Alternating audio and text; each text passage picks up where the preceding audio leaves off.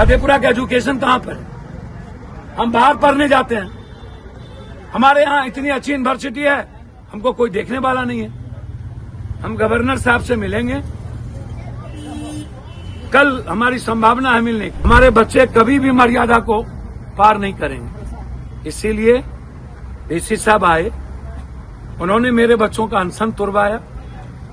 ये हमारे बच्चों के सम्मान के लिए किया। एक बेटे की तरह उन्होंने पिता की भूमिका निभाई, इसके लिए मैं उन्हें धन्यवाद देता हूं।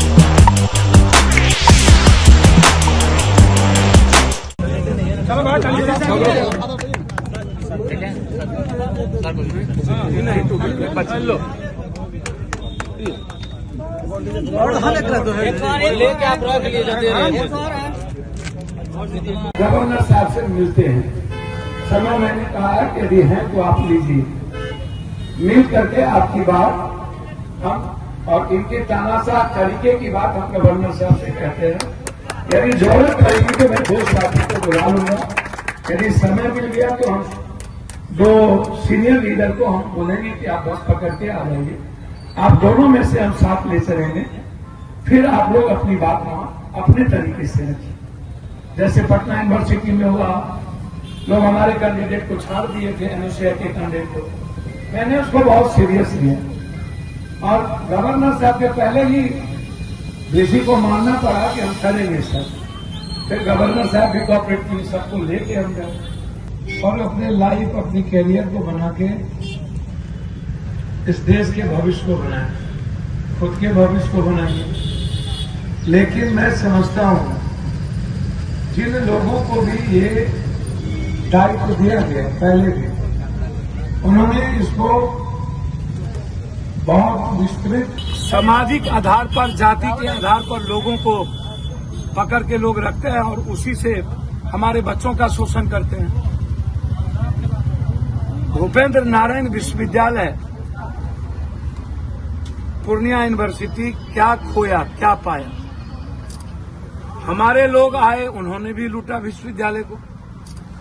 हमारे लोग, घर के लोग यहां बने, उन्होंने भी हमारे बिहार, मधेपुरा, सहरसा, सुपौल का शोषण किया बच्चों का। उन्होंने नहीं समझा कि इसको मजबूत करना चाहिए। लगभग जो फंड आया वो घर में चला गया, दलालों के हाथ में चला गया। बिल्डिंग बनी, पैसे किसके घर में गए? इंफ्रास्ट्रक्चर क्या है? बेस्ट क्वालिटी नहीं है।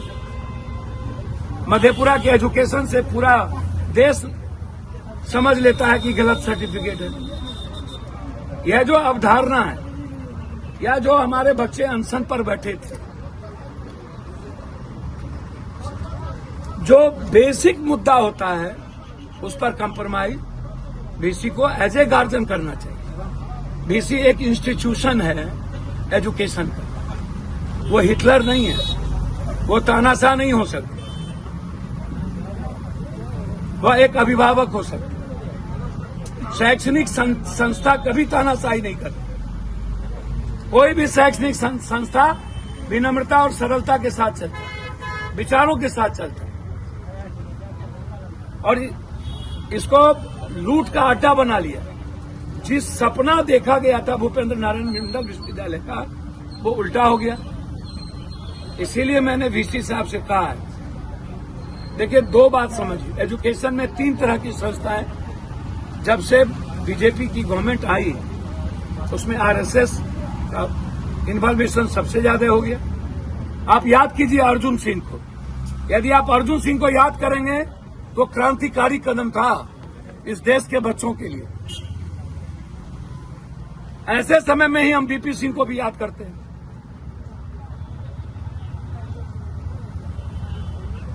ऐसे समय में हम सेकुलरिज्म को याद करते हैं।